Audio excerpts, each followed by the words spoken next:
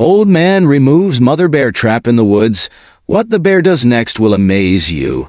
Before we get into the story, comment below where in the world you are watching from today.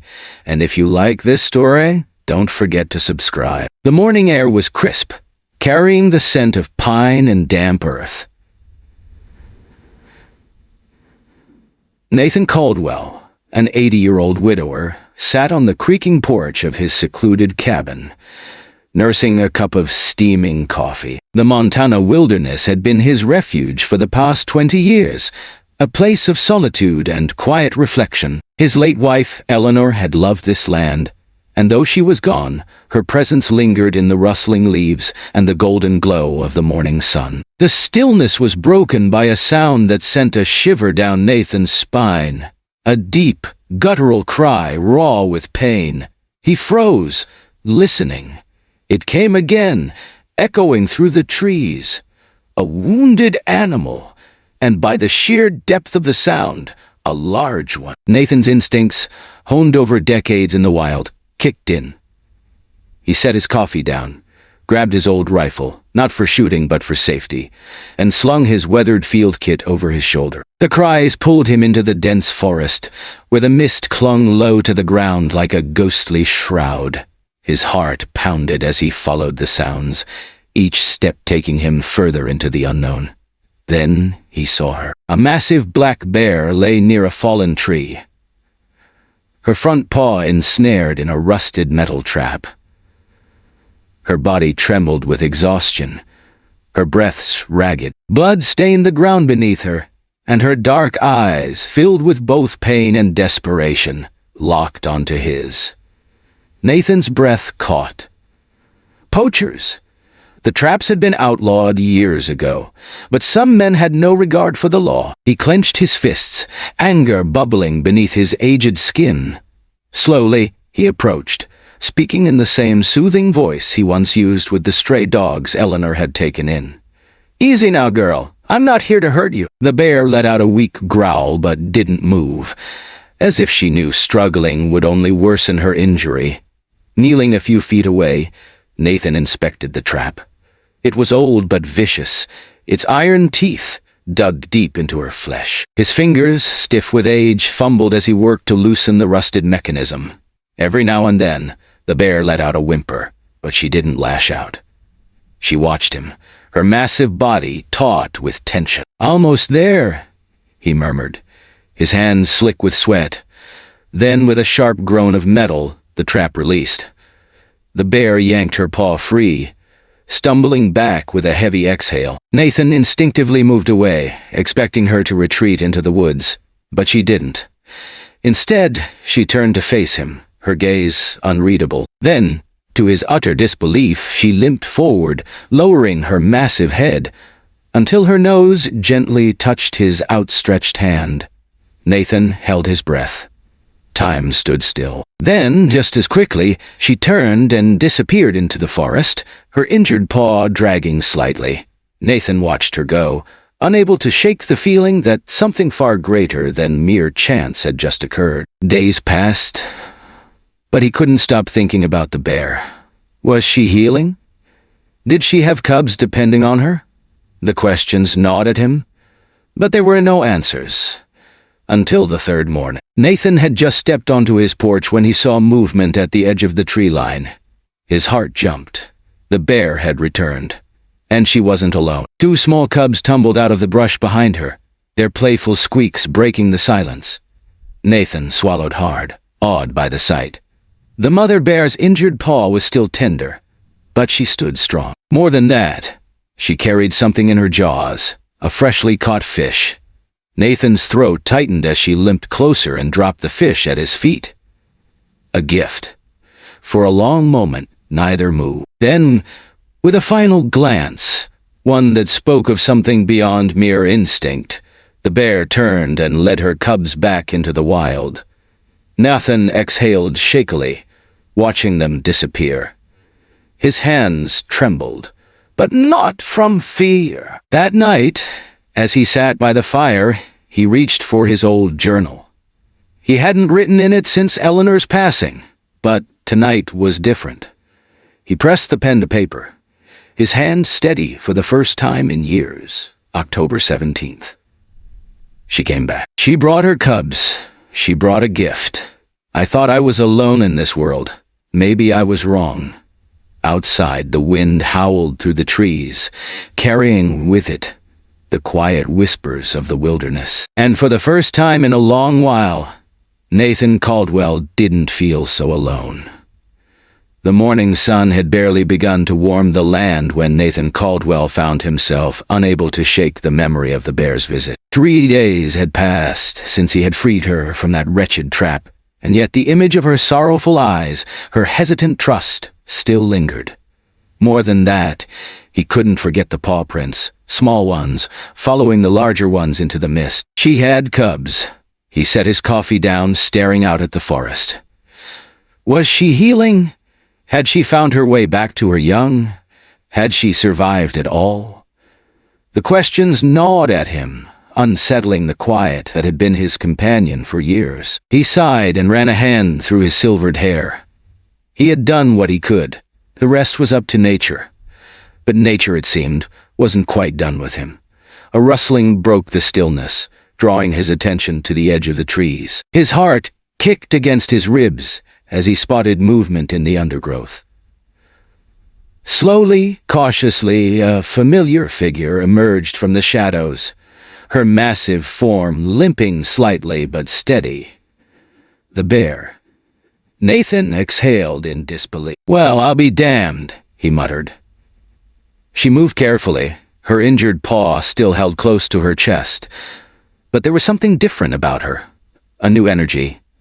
And then, behind her, 2 small figures tumbled into the clearing. Cubs. His breath caught in his throat. So she had survived. And she had come back, not alone but with her little ones. They were tiny compared to her, covered in dark fluff, their noses twitching curiously at their surroundings. Nathan slowly set his mug aside, his pulse hammering. The mother bear stopped about 30 feet away, her intelligent eyes locking onto his. The silent understanding from that day in the woods was there again, something unspoken yet powerful. Then, to his utter astonishment, she stepped forward. With deliberate care, she lowered her head and dropped something onto the ground. A fish. Nathan's throat tightened. It wasn't an accident. It wasn't scavenged from some other predator's kill. She had brought it to him. A gift. He swallowed hard, emotion welling up in his chest. "You didn't have to do that, girl," he murmured. "But thank you." The bear let out a low chuffing sound, almost conversational. Her cubs, emboldened by her calmness, peeked out from behind her. One of them took a hesitant step forward, sniffing at the air before quickly retreating. Nathan chuckled softly. "They're bold, just like you." For the next hour, he barely moved, watching the bear family as they explored the clearing. The cubs wrestled in the grass, their tiny growls punctuated by squeals of delight. Their mother, ever watchful, cast the occasional glance toward Nathan, as if making sure he was still there.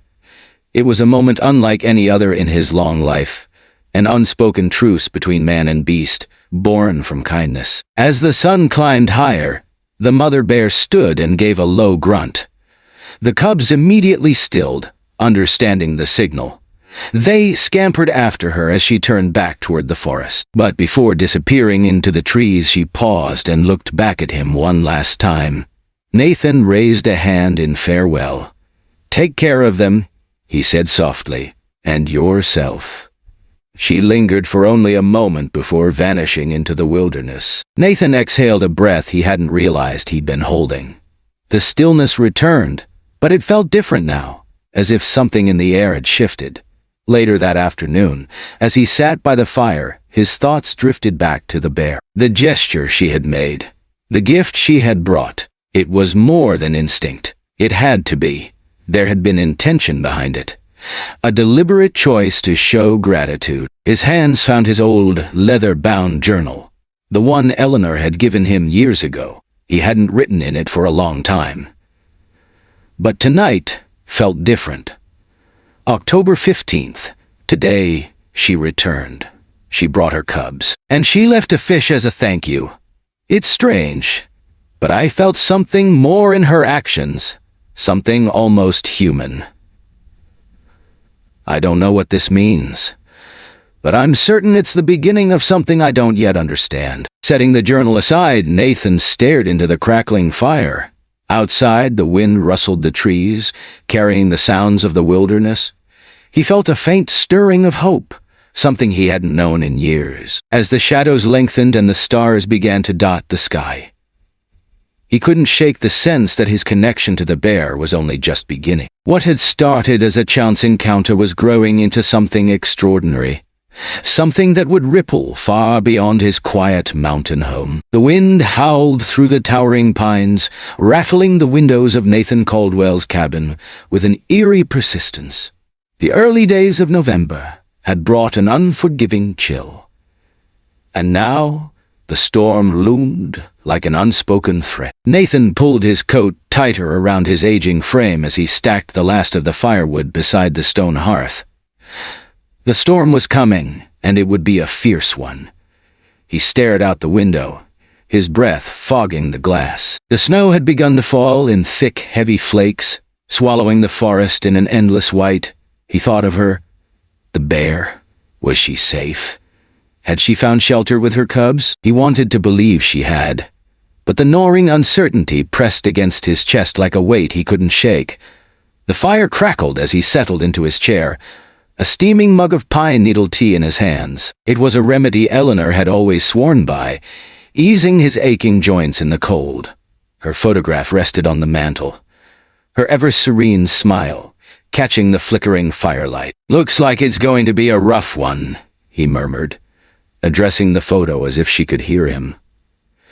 "Wish you were here to tell me I'm just overthinking it." Outside, the wind picked up, whistling through the trees like a mournful call. The loneliness settled deep in his bones, and he decided to head to bed early. As he extinguished the lamps and pulled the heavy quilt over him, an uneasy feeling crept through him. Something was stirring beyond the forest's veil. The storm hit with a vengeance. By morning, the world outside was buried under thick, suffocating snow. The wind screamed relentlessly, shaking the walls of the cabin. Even with the fire burning, the cold crept into the corners of the room. Nathan sat at the kitchen table, stirring a bowl of broth, but his appetite had vanished. His mind kept drifting back to her, to the cubs. Had they found a den? Were they warm? Safe? Then, a sound? A frantic scratching at the door. Nathan froze, his spoon pausing midair. The sound came again, urgent, desperate. Not the wind. His pulse quickened as he grabbed the flashlight hanging by the door. He hesitated for only a moment before peering through the frost-laced window. What he saw sent a jolt of disbelief through him. She was there. The bear, his bear, stood just beyond the porch, her massive frame dusted with snow, her breath coming in visible puffs against the bitter air. But something was wrong. Her movements were erratic, her dark eyes wild. And then he saw it, her injured paw, pressing against the wooden step as she pawed at his leg. She let out a guttural, pleading sound. "What is it, girl?" Nathan asked, his voice hoarse. He already knew. She needed him to follow. Instinct screamed at him to stay inside. The storm was merciless, the cold biting like teeth through his old coat.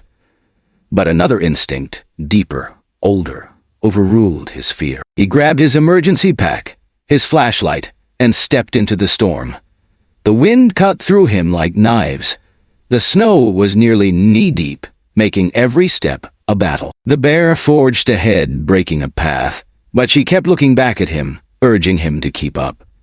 The urgency in her movements sent a new kind of fear rippling through him. Something was terribly wrong. They trudged through the snow for what felt like an eternity. His lungs burned, his legs screamed for rest.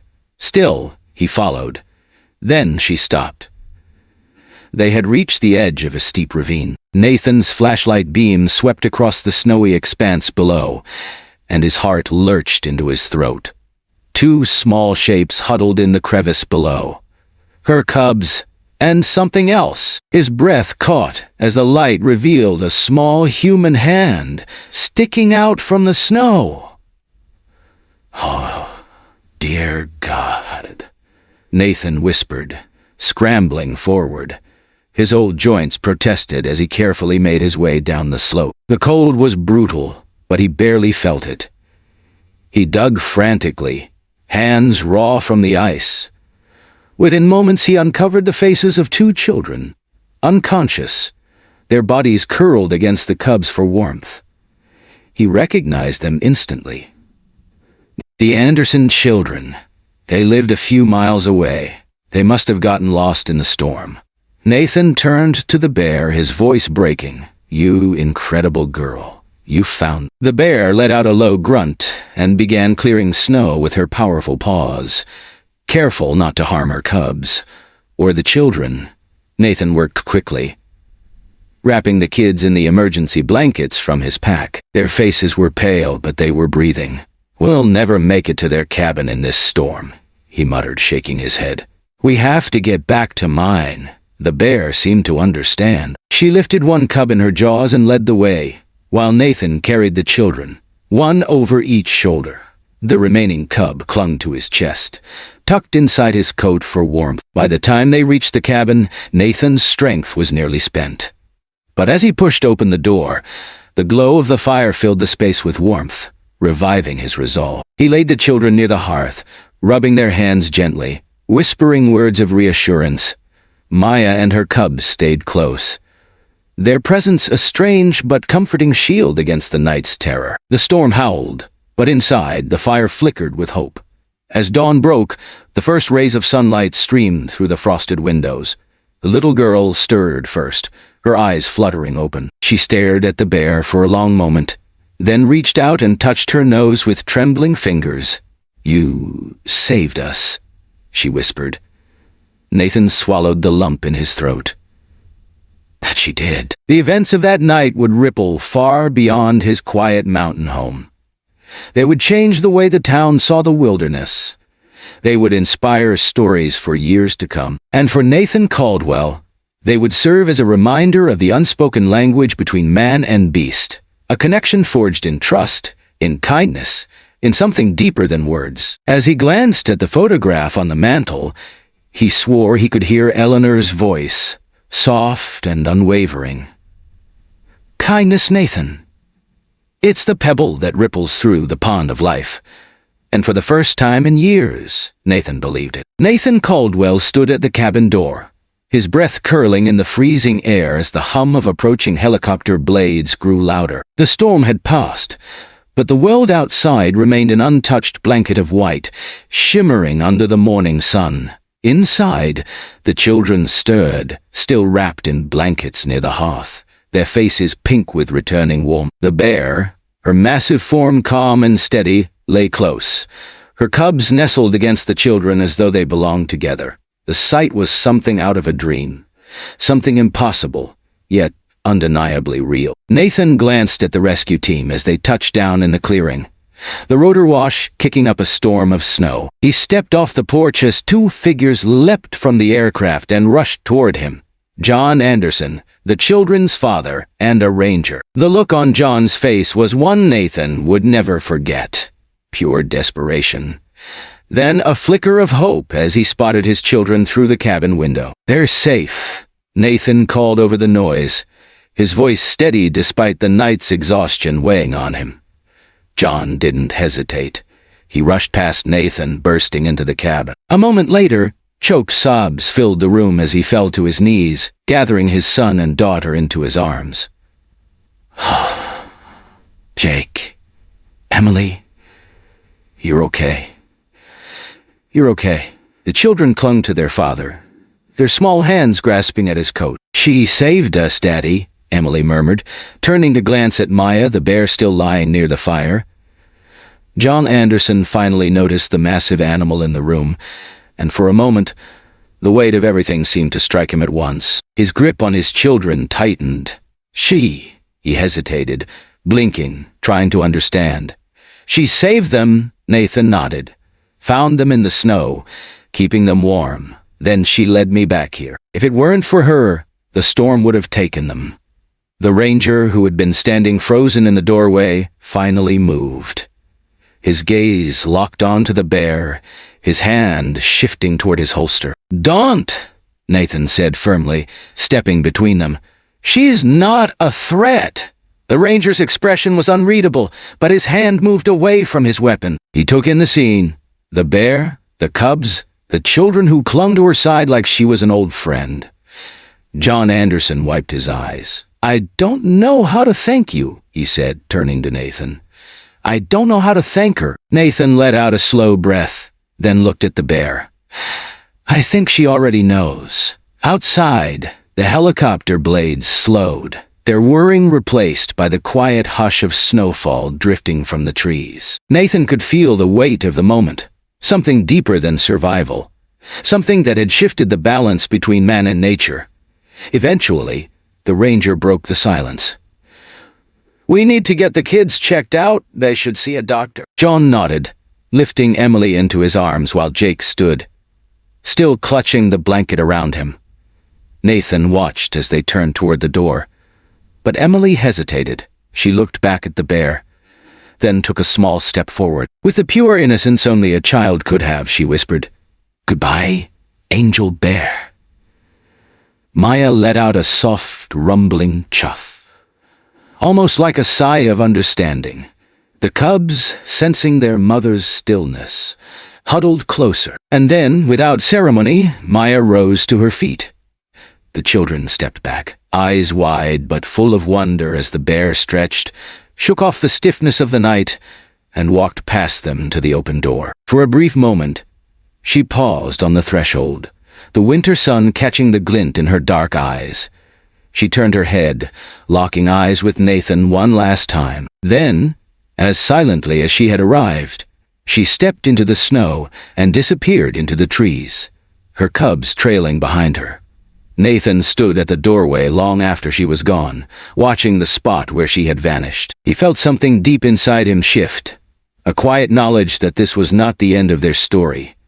As the helicopter lifted off with the Anderson children safely aboard, Nathan returned to the cabin. The warmth of the fire still lingered, but the space felt different, more alive.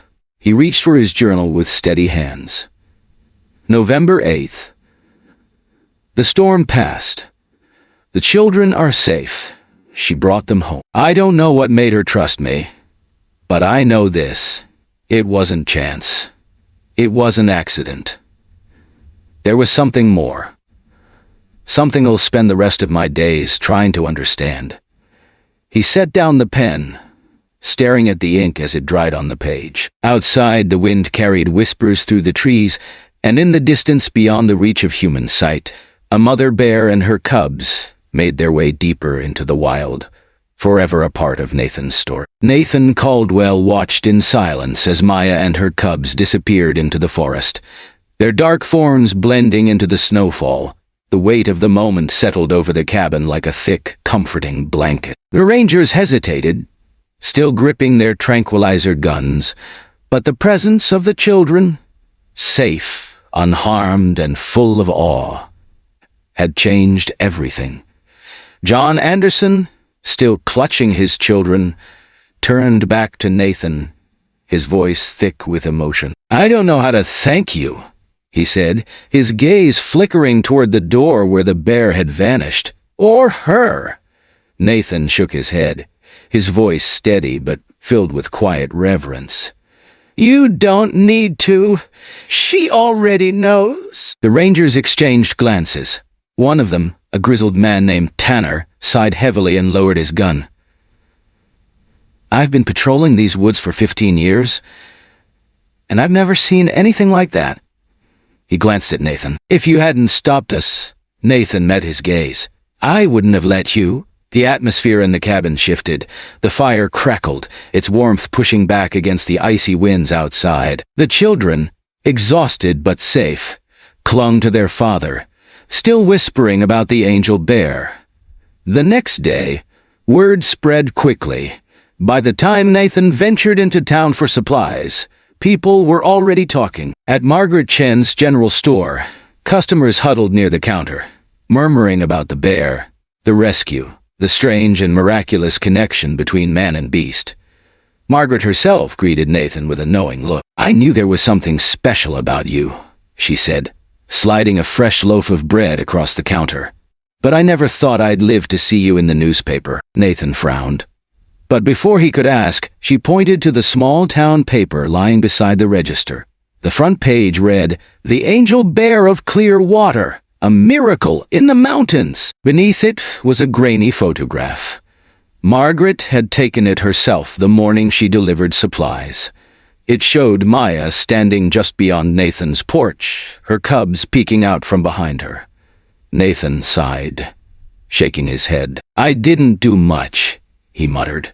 Margaret raised an eyebrow. "That's not what the kids say, or their father, or half the town for that matter." The story spread farther than Nathan ever anticipated. Wildlife experts arrived, including a researcher, Dr. Grace Bennett, whose work focused on animal cognition and interspecies communication. When she arrived at Nathan's cabin, her excitement was palpable. "In all my years studying wildlife," she said, adjusting her thick scarf, "I've never encountered something like this. A bear choosing to trust a human, choosing to seek you out for help. It defies everything we thought we knew." Nathan sat on the porch watching the trees sway in the winter breeze. I don't think it was about trust," he said finally. "Not at first. It was about kindness. I gave it to her, and she gave it back." Dr. Bennett nodded slowly, scribbling in her notebook. "Do you think that's why she brought the children to you?" Nathan's eyes softened. "I don't just think it," he said. "I know it." As winter deepened, something changed in Clearwater. Reports of illegal poaching dwindled. Hunters spoke in hushed voices about the angel bear, some even abandoning their traps. Inspired by Maya's story, locals came together to establish new conservation initiatives. Safe zones were mapped, and educational programs were introduced in schools. Jake and Emily, still awed by their experience, started a wildlife preservation club at their school. They named it Friends of the Forest and visited Nathan often, bringing treats in the hopes of seeing Maya again. And though the bear remained elusive, Nathan knew she was out there, watching, living, thriving. One crisp morning, as Nathan sipped his coffee and looked out over the snow-covered pines, he touched Eleanor's photograph, the familiar weight of it grounding him. "You were right, Maggie," he murmured, his breath curling in the cold air. "Kindness really is the pebble, and the ripples," he smiled softly, "they're bigger than I ever imagined." Somewhere in the depths of the forest, a bear and her cubs moved silently beneath the evergreens, forever bound to the man who had once freed her. Spring unfolded over the mountains, peeling back winter's frozen grip and flooding the wilderness with new light. Nathan Caldwell watched from his porch as the forest awakened, its silence replaced by birdsong and the gentle murmur of thawing streams. The world felt different now, as if it, too, had been touched by the story of the angel bear. Word of Maya's remarkable actions had spread beyond Clearwater, drawing visitors from all walks of life: journalists, researchers, conservationists, and curious townsfolk, eager to glimpse the man at the heart of the tale. Some arrived with skepticism, others with reverence, but all left changed, their understanding of the wild forever altered.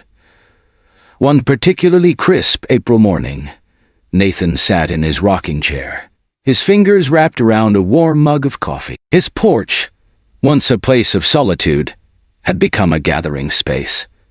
Today it bustled with chatter as the Anderson Children's Wildlife Club sat cross-legged on the steps, their eyes wide with wonder. Among them was Dr. Grace Bennett, who had returned, eager to continue studying the strange and beautiful connection between man and beast.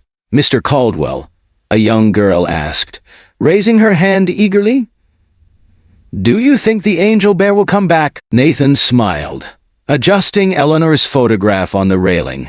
"Maybe not today, but she'll be back," he said. "Bears don't forget, and neither should we." The girl's expression turned thoughtful, and she whispered to her friend, I hope I get to see her one day. Later that afternoon, as the children wandered the woods under careful supervision, Dr. Bennett sat beside Nathan, her notebook balanced on her knee. She tapped her pen against the page, eyes glinting with curiosity. "Nathan," she began, her tone measured, "you've sparked something extraordinary here. The story of Maya isn't just inspiring people. It's reshaping how we think about wildlife conservation." Nathan leaned back in his chair, his gaze drifting toward the trees. "I didn't set out to change anything, Doc," he murmured. "I just did what felt right." Dr. Bennett nodded. "Sometimes that's all it takes, but this is bigger than you or Maya. The Anderson kids, the town, the new conservation laws being drafted, this is a movement now." A week later, a town hall meeting buzzed with energy. Inspired by Maya's story, the community had come together to propose new wildlife protections. Stricter penalties for poaching, designated safe zones for bears, and educational programs about coexistence. Nathan, never one for speeches, found himself standing before a packed room, his palms slightly damp, his heart pounding. He cleared his throat. "Folks," he began, his voice steady but quiet, "this isn't about me. It's not even just about Maya, though she's taught us more than I can put into words. This is about the kind of neighbors we want to be, to each other and to the creatures that share this land with us." He paused, scanning the faces before him. "Kindness isn't just something we offer when it's easy," he continued. "It's what we do when it's hard, when it's risky, when we don't know what the outcome will be. If we can extend that kindness to the wild, we can create something worth passing down." The room erupted in applause. Nathan stepped down, his heart full.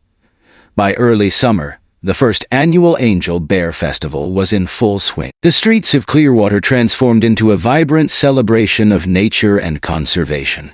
Booths lined the town square, offering everything from storytelling sessions to wildlife education. Margaret Chen, the ever-resourceful store owner, baked bear-shaped cookies, while the children of Friends of the Forest proudly ran a stand teaching visitors how to peacefully coexist with wildlife. At first, Nathan had hesitated to participate, wary that too much attention might disrupt Maya's life. But as he wandered through the festival, watching children's faces light up as they learned about conservation, he felt Eleanor's words echo in his heart. The sun dipped low, casting golden hues across the treetops as the festival's energy began to wane. Nathan found himself sitting on a quiet bench at the forest's edge, listening to the distant hum of laughter and music. He exhaled slowly, content but contemplative. Then, a sound, a faint rustling in the underbrush. His pulse quickened as he turned toward the trees. The laughter and festival noise faded into the background as a familiar figure emerged from the shadows. Maya. She was larger now, her coat sleek, her presence commanding. Behind her, two nearly grown cubs followed, their curious eyes flicking toward the celebration beyond the clearing. But it was Maya's gaze that held him still. "Well, look who decided to join the party," Nathan murmured, his voice thick with emotion. Maya stepped forward, moving with the same deliberate grace he had come to recognize. Then, just as she had done once before, she lowered her head and dropped something at his feet. A branch, heavy with fresh berries. Nathan chuckled, his throat tightening. "You never stop surprising me, girl." For a long moment, they simply sat there, man and bear, bound by something deeper than words. Then, as the sun dipped below the horizon, Maya turned and melted back into the forest, her cubs close behind. Dr. Bennett, who had been watching from a distance, later described the moment as a glimpse into something profound. A bridge between species built on trust, respect, and the simplest act of kindness. As summer deepened, Nathan continued to share Maya's story, hoping to inspire the same compassion she had shown.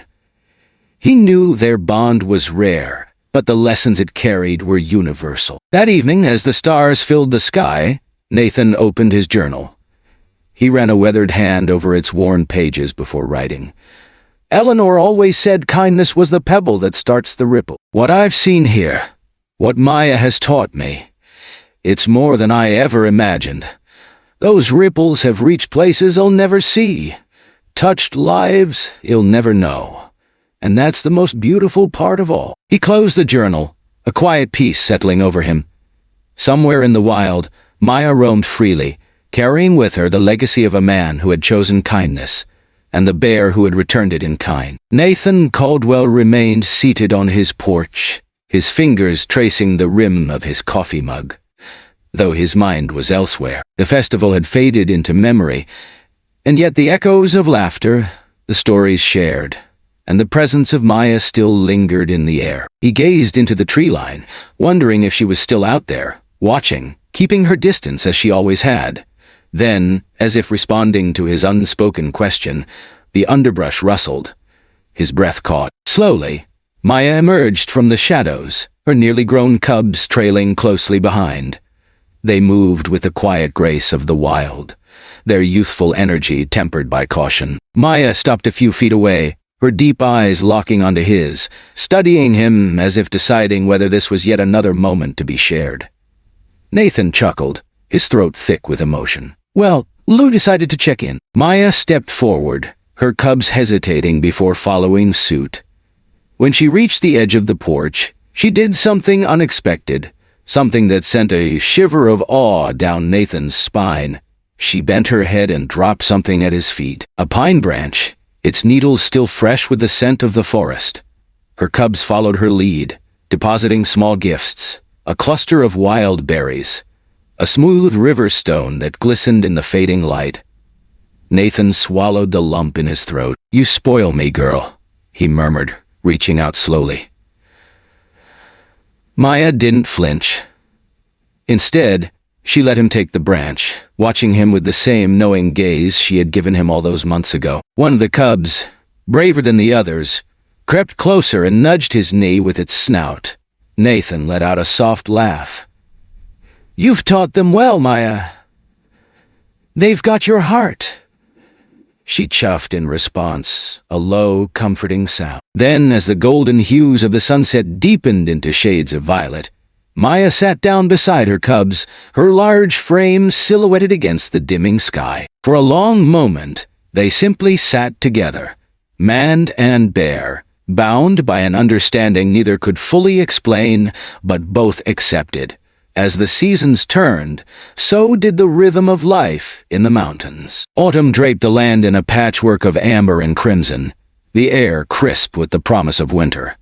The visits became less frequent, but Nathan didn't worry. He knew Maya was preparing her cubs for the journey ahead, their inevitable departure into their own lives. One evening, as the first hints of frost kissed the ground, Nathan sat outside with Eleanor's photograph resting in his lap. He traced the outline of her smile, his heart aching with the quiet kind of longing that never fully fades. "Maggie, you'd love this place," he said softly, his voice barely above a whisper. "It's like the mountains are alive with your spirit." A rustling sound broke through his thoughts. He looked up just in time to see Maya standing at the tree line. But something was different this time. She was alone. Nathan's chest tightened. He scanned the area, searching for the familiar presence of her cubs, but they weren't there. His heart knew the answer before his mind could catch up. "Ah," he exhaled, setting the photo aside. "So it's time." Maya stepped forward, slower than usual. When she reached the porch, she lowered her head and, with deliberate care, pressed her forehead against his knee. Nathan froze, overcome with a flood of emotions too vast to name. He placed a gentle hand on her head, his fingers resting against the thick fur. "Thank you," he whispered, his voice hoarse, "for all of it." She lingered for only a moment before pulling away. With one last look, she turned and padded back toward the trees. Nathan watched her go, knowing this farewell was different from all the others. As winter settled over the mountains, Nathan continued his days as he always had. But there was a new energy in the town. The story of Maya and her cubs had woven itself into the very fabric of the community. Poaching had nearly disappeared, and the safe zones for wildlife had expanded. Even those who had once scoffed at conservation efforts now spoke with a quiet reverence for the angel bear of clear water. One morning, as Nathan sipped his coffee and listened to the distant howl of the wind, he spotted something near the porch steps. His brows furrowed. Setting down his cup, he stepped outside and knelt. A pine branch. But this one was smaller, delicate. Beside it lay a smooth stone, just like the one Maya's cub had gifted him months ago. Nathan's breath hitched.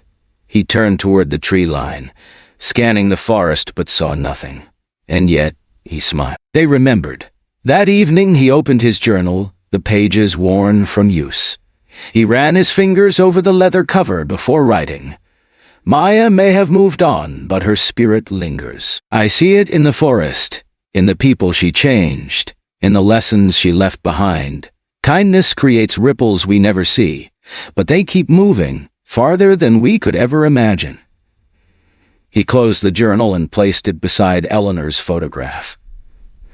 Outside, the stars blinked overhead, and somewhere in the wild, a bear and her grown cubs roamed freely, forever carrying the legacy of a man who had chosen kindness and the bear who had returned it in kind. Nathan Caldwell sat on his porch, the crisp morning air wrapping around him like an old companion. The steam from his coffee curled in the air, but his thoughts were elsewhere. His eyes remained fixed on the tree line, where just moments ago, Maya had stood, alone for the first time. Her cubs had moved on, as all wild creatures must. It was the way of things. But Maya had returned, her fur tinged with silver, her steps slower, but still deliberate. And then, for the first time in all the years he had known her, she had pressed her forehead gently against his knee. Nathan had felt the warmth of her touch lingering long after she vanished into the trees. That moment, fleeting yet powerful, had been a silent farewell. He had known it then. He knew it now. And yet, he stayed seated, staring at the place where she had disappeared, his chest heavy with both loss and gratitude. In the months that followed, Nathan found himself retelling Maya's story more than ever. Schools invited him to speak to wide-eyed children eager to hear about the angel bear. Community gatherings became centered around conservation, people hanging on to his every word. At first, the attention had been overwhelming, but the more he spoke, the more he realized this wasn't just his story.